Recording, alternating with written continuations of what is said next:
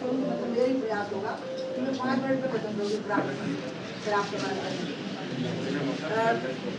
पहली बात यह है कि मुझे 2 लोगों का मेरे मन पर आध्यात्मिक भाव से भी लाखों संतों से भी नहीं, लेकिन 2 लोगों का बहुत गहरा असर रहा। एक मेरे गुरु जी से मेरे सन्यासी दीक्षा जी से विद्यासागर पर आचार्य विद्यासागर मेरे गुरु जी से जब मेरी बात हुई थी सन्यास दीक्षा में, तो उन्होंने कहा था कि परिवार से संबंध रखना है। मेरे सवाल के उत्तर में उन्होंने कहा था लेकिन आसक्ति नहीं रखना है, परिवार में करुणा और दया।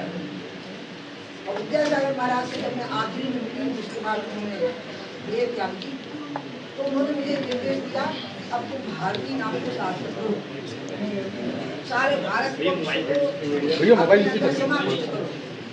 और इसलिए सब चीजों से मुक्त होकर के अन्योन्य भाव से और मुझे अचानक लगा कि मुझे मेरे शायद ये दोनों गुरुओं की आज्ञा में कोई कमी आई, जिसमें कि मेरा परिवार तो कभी मेरे लिए बोझ नहीं बनाया, परेशानी का सबब नहीं बना, तो मेरी परेशानियों का सबब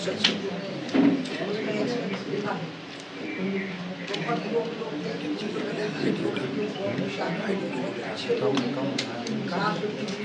वाले लोग हैं, शानदार वाले लोग हैं, और जो चीज़ों का सामना उनको करना पड़ा, जो जगह पड़ी नहीं, मशीनी उनके भी आरोप झेलने पड़े, जीने वाले को भी देना पड़ा।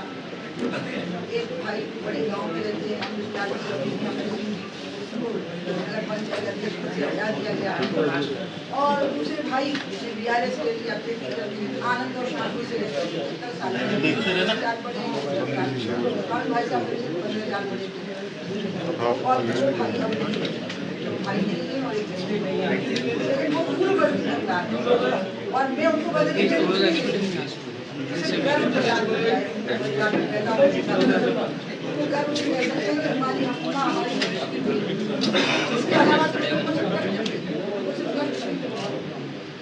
दो बच्चे जिंदगी में आ गए थे, उनने भी मुझे आनंद दिया। 4 साल का बेटा और 9 साल की बेटी जब आए, 4 साल का था, जो एक माँ बनने का सुख होता है वो मैंने उसे प्राप्त किया।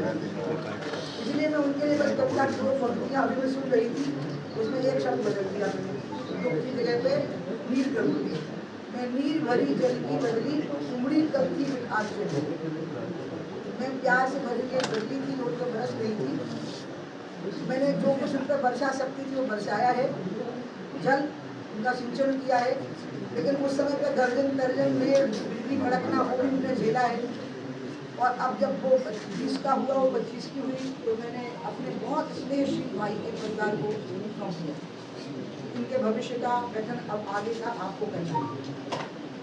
इसके अलावा मैं उनके बारे में कुछ नहीं बोलूँगी, क्योंकि मैं समझ रही हूँ गुरु जी की आज्ञा का ध्यान नहीं रखता, करना और दया रखना, आसक्ति मत रखना, उनके बच्चों से आसक्ति।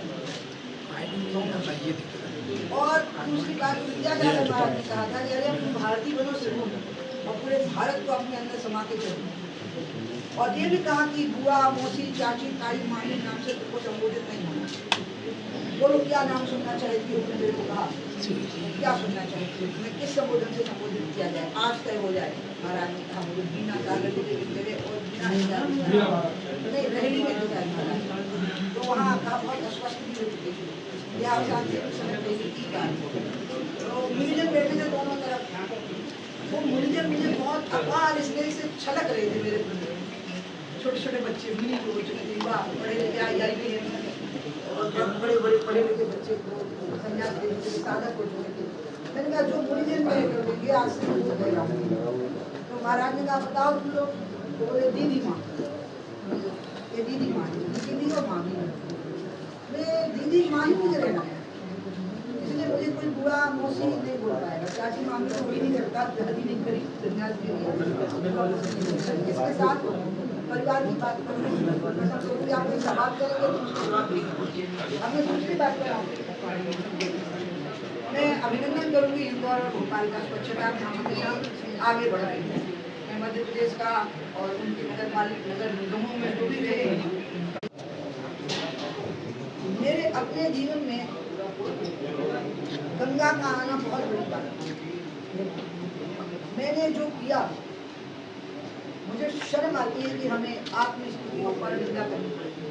नेताओं का दुर्भाग्य है, उन्हें स्वयं की स्तुति करनी पड़ती है और पराये की निंदा करनी पड़ती है। और मैं इससे बचने की कोशिश भी करती हूँ कि आत्मस्तुतियों पर निंदा ना हो, लेकिन होती है। अब मुझे मुझसे ही बोलना पड़ेगा। कर्नाटक का तिरंगा आंदोलन हुआ, उसके पहले वहाँ 4 सीटें थी, 6 महीने बाद चुनाव हुए, 40 विधानसभा सीटें हुई। असम में घुसपैठ के खिलाफ आंदोलन हुआ, हम सरकार बनाने की स्थिति में आ गए। वो किसके समय पर हुआ? वही तो जब मानवाधिकार बने। बंगाल की जन्मभूमि पर जब वामपंथियों से लड़ाई हो रही थी, हम ममता मिलकर लड़ रहे थे, तो कौन था वहाँ पर? मेरे को तो भेजा गया था। उत्तर प्रदेश में राम जन्मभूमि आंदोलन के समय पे गांव-गांव में कौन पहुँच रहा था? मुझे पहली बार सिंगल पार्टी ने अपने आप चुनाव लड़ा, और एक ऐसी भूमि मुझे थी जो पूरी तरह से खेती के योग्य नहीं बची वाली थी। लाखों कार्यकर्ता साथ में जुटे, जनता साथ में जुटी, और अंत में जो परिणाम आए वो आज तक चल रहे हैं। इस बीच में मंत्री भी बनी, अटल जी के साथ 6 साल मंत्री रही, वो किए गए काम मैं बताऊं, लोग पार्टी क्यों नहीं याद कर पाती है, तो मुझे 5.5 साल में बाहर निकाला तो सिलेट साफ करने की कोशिश हुई।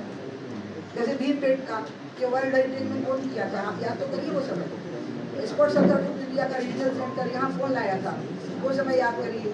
नर्मदा का पानी कौन लाया था, स्वर्णम चतुर्भुज योजना को मध्य प्रदेश के बीच में से कौन निकाल के ले गया था, वो सारे के सारे समय याद तो करिए। इंदिरा सागर बांध किसके समय पे कमीशन हुआ था, केंद्र बेतवा किसके समय पर पहले शुरू हुई और किसके समय पर वो कमीशन होने की बुराई, वो समय तो आप याद करिए। इसलिए मैं आप पार्टी का वो आंदोलन याद करिए जिससे पार्टी बनी हो, तो उसमें मैं कहीं ना कहीं मौजूद थी कि आपको अपने आप याद आ जाएगा।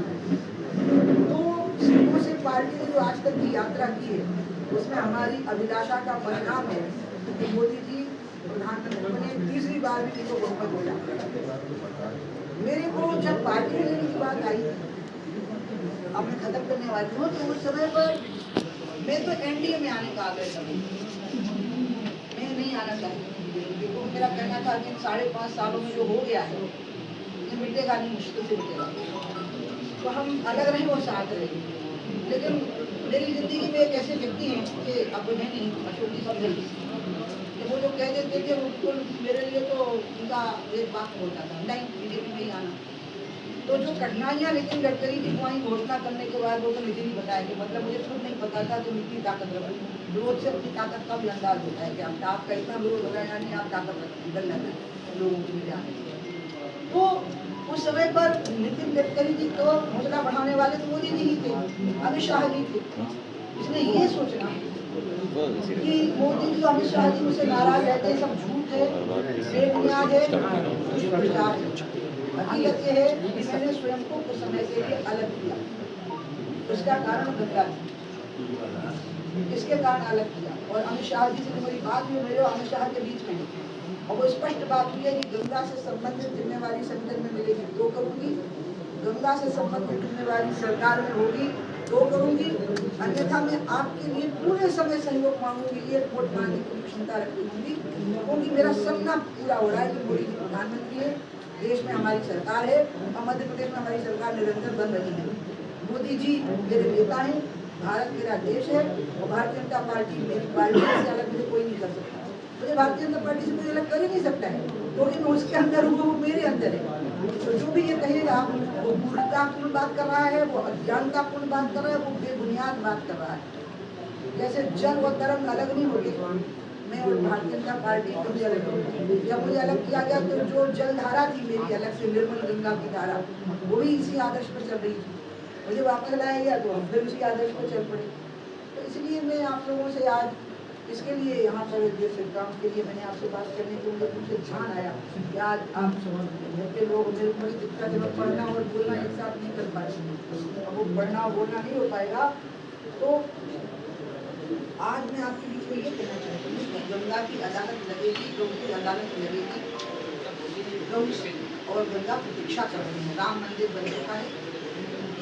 अब गंगा का जो कार्यक्रम सरकारी तौर पर बन गया वो जो कार्यक्रम लागू हो, तो टुकड़ों टुकड़ों में हो रहा है, नहीं हो रहा है ऐसा नहीं, लेकिन जो कार्यक्रम लागू हो। और इसके साथ ही साथ जो गौ का काम है, गौशालाएं नहीं, गौ पालन का बढ़ावा किसानों को, वो ठीक से पूरे देश में हो जाए और मध्य प्रदेश उसकी आधारभूमि बने। इसलिए अभी दो बातों पर फोकस है।